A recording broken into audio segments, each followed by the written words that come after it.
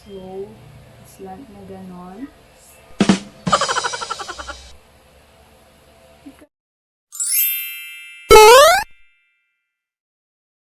Hi guys, ayan, kinakabahan ako. Magugupit na talaga ako sa DIY kasi quarantine life talaga. Hindi tayo pwedeng lumabas at 'di ba sabi yan ni Tareli yung stay at home. So, kaya ko ba to?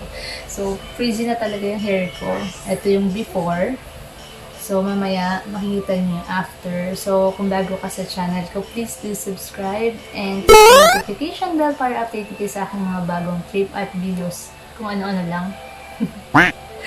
Ayan, ito, iisipan kong mag-gupit kasi wala ding salon. Kaya, gusto ko talaga. Kasi ang pangit ng hair ko, drain na siya.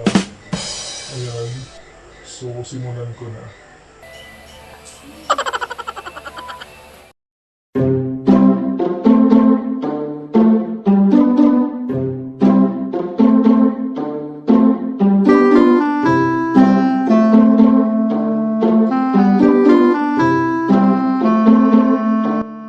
Ayan guys, na-section ko na siya sa apat, sa back, tsaka sa front. Dapat mas higher ng konti dito. Tapos ayan, medyo mas mababa dito kasi ang ina-achieve ko yung bob cut na medyo pa ganun. So hindi ko alam kung mapupul ko to. Pero kung ano man mangyari dito, after quarantine, paayos ko na lang. Pero niinitan na kasi ako sa hair ko kaya gusto ko na siya talagang gupitin. Akin si Sora Megan. Kaya ko to kaya. Ayan. So, unahin ko dito. Ayan siya. Kaya ko ba talaga? So, dapat sa top dito. Kaya ko to. Kaya ko to. Maniwala ka lang.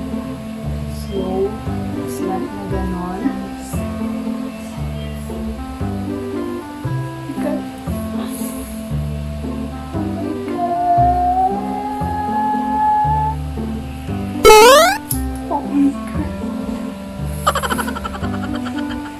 Goodbye hair.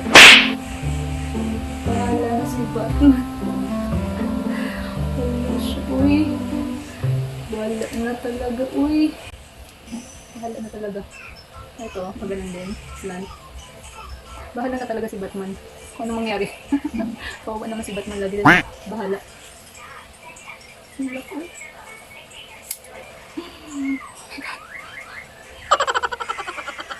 Uy. Stylan ko lang siya. Kumawa na si Dora. Ito pa. Bahala na po. Bahala na talaga. Naiinitan na kasi ako.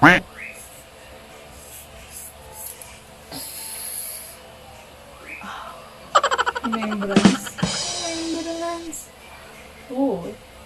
Ayan. Pero okay lang. Diba? Plansyahin ko. Oh my God. Oh my God. Goodbye hair. Goodbye. Yan, press ko. Wait lang. Ayusin ko na. Oh my God. Ang excited. Oh guys. Pero I like it. Ano may unexpected na masaya pa alam maggupit ng DIY. Pero, diba?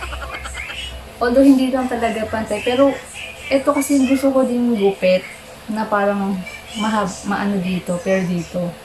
So, yung ginawa ko, yun nga, sinection ko siya sa apat, tapos, ayan, medyo, pero parang style, may style kasi na ganito. So, aayusin ko na lang yung, pinakadulo. Pero I like it. So, kung kayo guys, gusto nyo i-try ngayong quarantine, maging creative kayo, go for it, diba? Life is too short, kaya do what makes you happy. And ang gusto ko na talaga, gusto ko na magpagupit nung ano pa lang, before quarantine. So, hindi ako makapag-decide kung papahabain ko yung hair ko kasi, at saka kasi guys, nanay na ako, momshi na, kaya dapat practical na. Ang hirap mag-maintain ng mahabang buhok. So, ayan, ayusin ko na yung dulo. Pero, makukuha naman yung sa blower tsaka sa plancha. So, guys, ayun lang. So, thank you for watching.